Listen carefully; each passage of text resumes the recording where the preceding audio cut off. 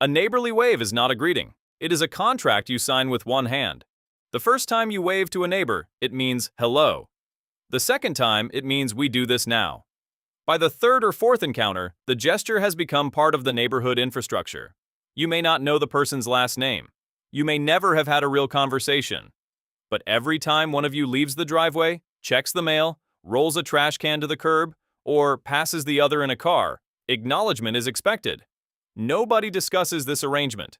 There is no meeting. No one asks whether you are available for a recurring greeting commitment. One person lifts a hand, the other responds, and without realizing it, both have agreed to maintain diplomatic relations until someone moves away. The wave begins as optional friendliness and quietly becomes mandatory maintenance. At first, it feels easy. You see the neighbor? You lift your hand, they lift theirs. The exchange takes less than a second, but repetition creates precedent. Once a greeting ritual has been established, its absence becomes more noticeable than the greeting itself. Before the first wave, not waving means nothing. After the 10th, not waving means something may have happened. Maybe you are distracted. Maybe you are backing out of the driveway and checking for traffic. Maybe you are carrying groceries, looking for your keys, or trying to remember whether today is recycling day. Your neighbor waves. You do not see it. To you, nothing happened. To them, the relationship may have entered a new and troubling phase. They watched you look in their general direction. They raised a hand. You continued driving. Now they must decide whether you missed the wave, ignored the wave, or have developed an objection that will never be explained. And the worst part is that you may never know the incident occurred. The neighborly wave creates a social offense that can be committed entirely without the offender's awareness. There is no missed wave alert. You simply arrive home later to a neighborhood whose diplomatic climate may have changed while you were looking at your rearview mirror. If you suspect you missed one, your options are limited. You can wave more enthusiastically next time, but that may look like an apology, which confirms that something happened. You can behave normally, but then normal may look calculated. You can explain yourself, but approaching someone to say, "I think you may have waved yesterday while I was reversing," would create a much larger problem than the original offense. So you wait for the next encounter and attempt to perform the exact amount of friendliness required to restore balance without revealing that you have been thinking about it. Not all waves are equal. There is the full open hand wave, the two-finger steering wheel wave, the brief lift of 4 fingers while the palm remains attached to the wheel, the chin raise, the tiny nod, the wave performed through a windshield, where nobody is certain whether it was visible. Each represents a different level of social investment. Once 2 people establish a particular wave, changing it can feel significant. If your neighbor normally gives a subtle 2-finger acknowledgement and you suddenly respond with an enthusiastic full arm wave, you have not merely said hello. You have escalated the relationship. Now they may wonder whether you are about to stop and talk. A wave that is too small can seem cold.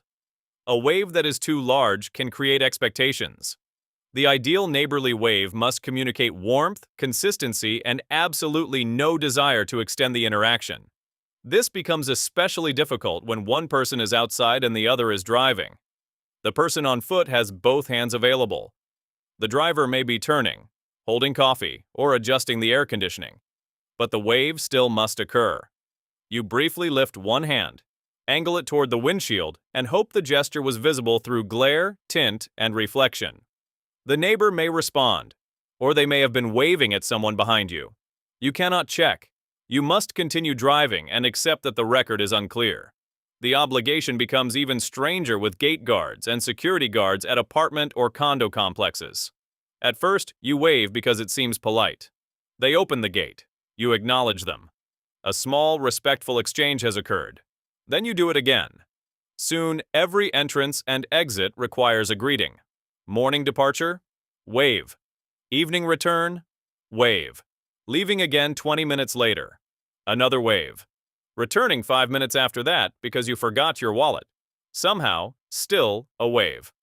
At this point, both of you know that you have already acknowledged each other several times. No new information is being exchanged. You are simply renewing the agreement. And you cannot suddenly stop. The guard will notice. You will notice. The gate may still open, but the relationship will feel closed. If the guard begins waving first, you must now look toward the booth every time you enter, even when the gate opens automatically. Failure to look becomes failure to respond. A convenience feature has created an attendance requirement. You are not friends. You may not know each other's names. But you have developed a ritual whose absence would feel personal. The neighborly wave is less about communication than continuity. It tells the other person that the social arrangement remains intact. No conflict has occurred. No unexplained resentment has appeared. We still occupy nearby properties and acknowledge one another at the previously agreed level. This is why missing one feels more serious than it should. The wave itself says almost nothing. Its absence creates a blank space people can fill with anything. Maybe they were distracted. Maybe they did not see you. Maybe they were in a hurry. Or maybe they have decided that after 6 years of peaceful driveway relations, you are no longer worthy of 4 raised fingers. Most missed waves are innocent. People are thinking about traffic, work, groceries, children, pets, and the dozens of small tasks required to enter or leave a home. But intent is not always the issue. Sometimes one person has simply failed to renew a social contract they did not realize had an expiration time. A reasonable wave policy would be simple. Acknowledge people when you notice them. Assume distraction when they do not respond. Do not interpret one missed gesture as the beginning of a neighborhood feud, and never require a second wave when someone returns within 5 minutes because they forgot something. But society has chosen not to formalize any of this. The wave remains voluntary in theory and compulsory through repetition, the charge, creating a permanent greeting obligation through one casual gesture. The defense: I was just being friendly. The verdict: socially binding, indefinitely renewable. The first wave is a greeting. Every wave after that is maintenance. And miss one, even accidentally, and a relationship built entirely on 4 raised fingers enters a period of unexplained tension.